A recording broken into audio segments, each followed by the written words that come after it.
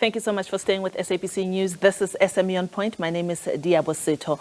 Today we host a fireside chat with two township-based businesses on their views about the Township Economic Development Bill. You'll know that this was announced a few days ago, and the Gauteng Tourism Authority has announced that it has enacted this bill that is designed and expected to help revive the township economy.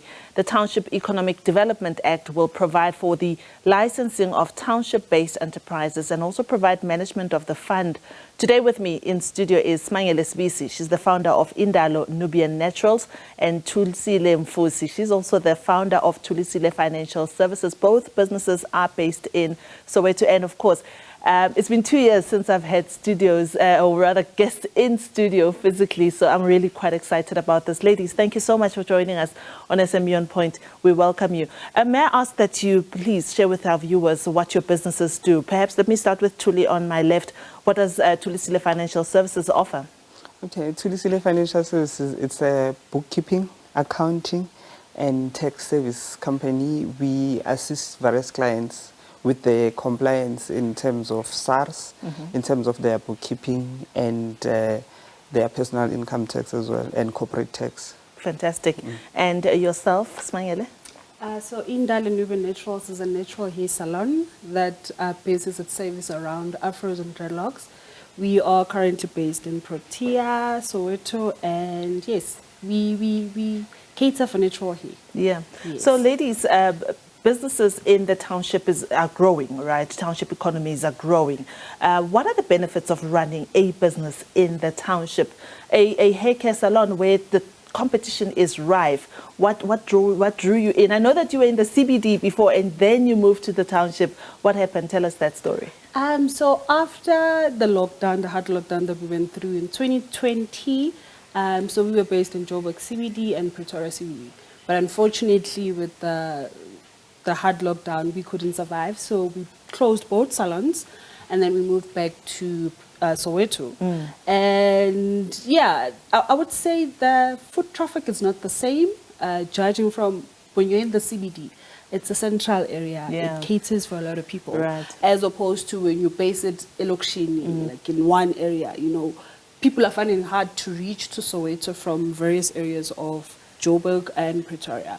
But those that are still coming through are making their way there. And the other thing is that we have established the foot traffic now with the Soweto area. Because before we used to have clients that would travel from Soweto to Joburg specifically. So mind those are happy with now you are in our area and it's easier for us. Yeah. Though it's still tough for those that are from Pretoria areas. So I'd say that's one of the advantages. Okay, now we can cater for the Soweto area, and then we can still grow the Soweto clientele as well. Right. Yes. Tuli, let's talk about financial services in the township. Is there a market for that? People tend to get that online, by the way, if they need it. You've got a whole office. How are you managing that? What's the benefit of being in a township? The benefit of being in a township is because you get to school people. Because people, when they go into business, they don't do the research. They just register in a company, boom, that's a business. And that's where mostly you find the market, because bookkeeping, it's something that they only discover then when they have to get the tax clearance. Because at the inception, the tax clearance, you just get it from SARS.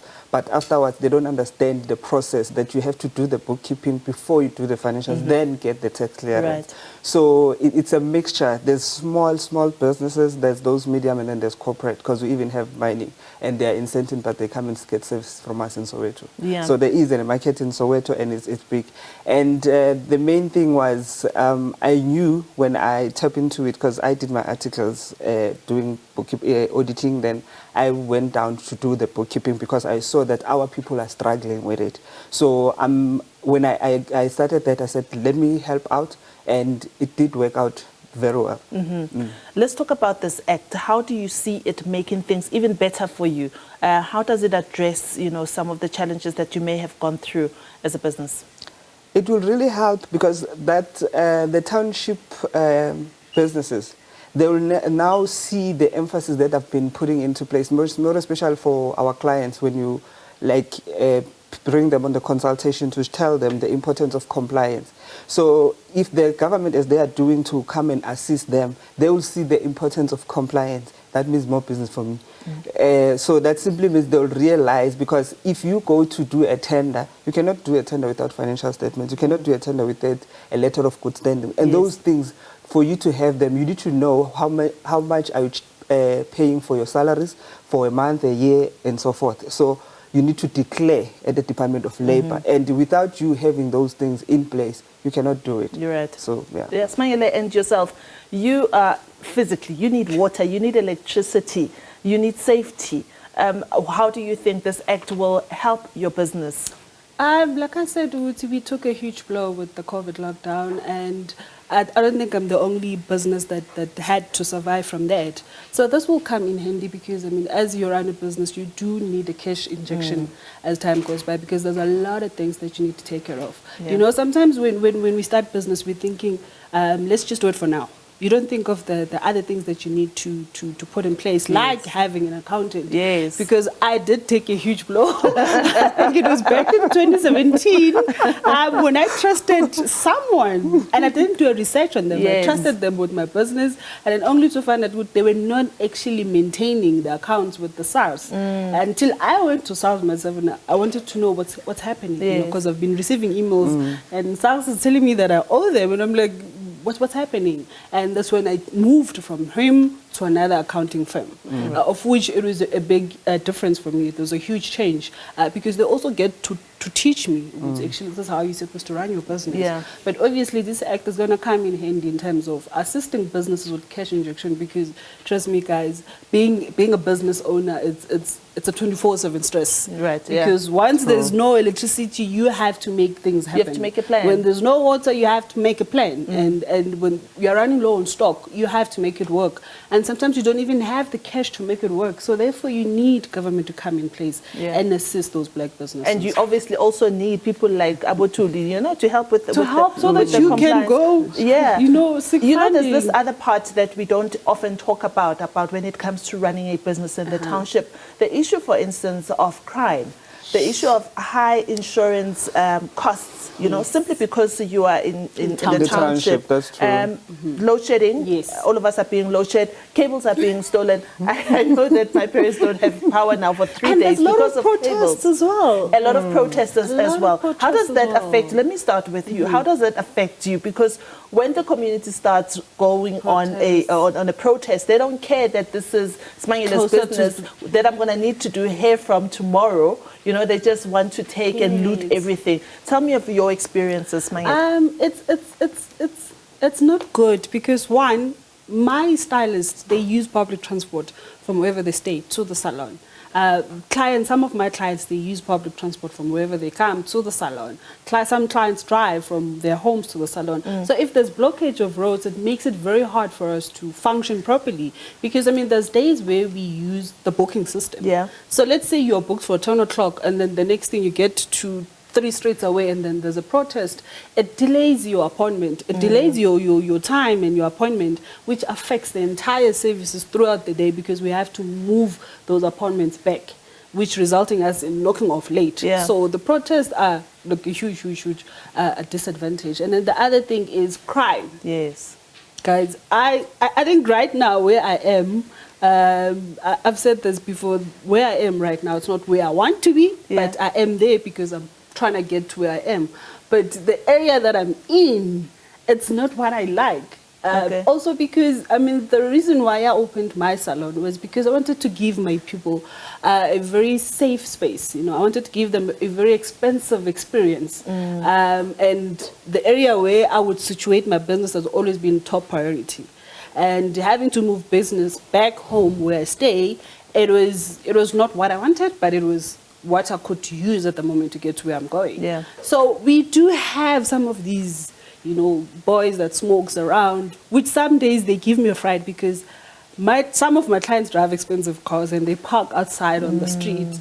And now and then I have to always go outside to check what's okay, is everything still fine? And some of these boys, they would come because I'm not familiar with them. Some of them obviously would come to me with good intentions. Can we please wash your clients' cars? But because I'm like, I don't know you guys, and I can't take that risk. So I would say no. Yeah. So there's a lot of things that you would have to put in consideration when you open a business elokishini. Yeah. You know, it's either you open it phakathi elokishini or to the mall. You know, you look at those areas. Okay, how is it going to affect the business? Right. Yes. Thuli, obviously you need a lot of data backup, because if the client's data is gone and you haven't backed up and then there's load shedding or then cables are stolen, what do you do? We have a system of 2 backups. There's in-house. There's actually it's 3. There's in-house, there's outside, there's those guys that we're using in Cape Town. So I remember one client of mine, he was very skeptical, and there was this load shedding and all that, and his staff, like, am I going to get my staff and that? I said, no, relax, we covered. But I mean, to have a client already being apprehensive about whether they're going to get something because of load shedding must be quite distressing. It is, and obviously, I could also sense from where he was coming from. Yeah. He's from Sentin. I'm in Soweto. So he's like, oh, I would have stayed. And so I'm like, no, we are happy. You're going to be fine here. And after that, he became relaxed. He became a regular client. Yes. So in the last 5 minutes that I'm with you ladies here, I'd like us to really invest this last 5 minutes in giving advice, valuable advice to people who would like to start businesses and who are in the township, who are based. What are the most critical things that one should know? Of course, there's always be compliant and whatnot, but there are some lessons that you have learned and you have learned that you think, if a person can know this, then they'll survive. Let me start here, Smangele. I'd say first thing first, read anything that you're going to sign on. Like I said, I took a blow with an accountant that I used only later to find out actually he wasn't really maintaining the account. So whatever any contract that you're going to go into with anyone, read on it. Number 2 is do research on the services that you want to render. You know, sometimes we start services because we can see it's around, and it's auction, meaning I can just get clients anywhere and anywhere. Yes. Read on it so that it differentiates you from other people.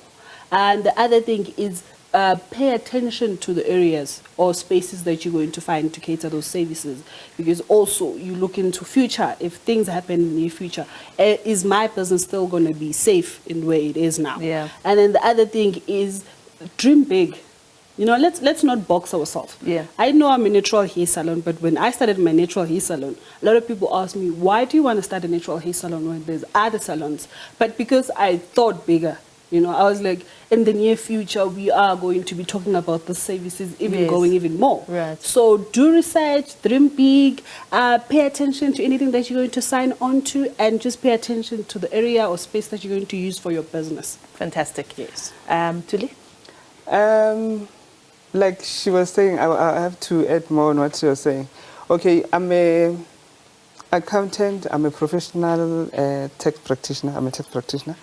So you, as a business person, when you're dealing with an accountant or tax practitioner, we have different bodies. There's CYPA, which is I'm affiliated, which is South African Institute of Professional Accountant. There's SAIT, which is South African Institute of Tax Practitioners. There's SAICA. It's a whole lot. Right. So you need to search that particular individual, accountant or a tax practitioner, if they belong to that particular body, so that if there's any issues or any matters, you have somewhere where to report. Because those people, they are regulated. They know the rules. They know the law. They know the compliance. That's number 1.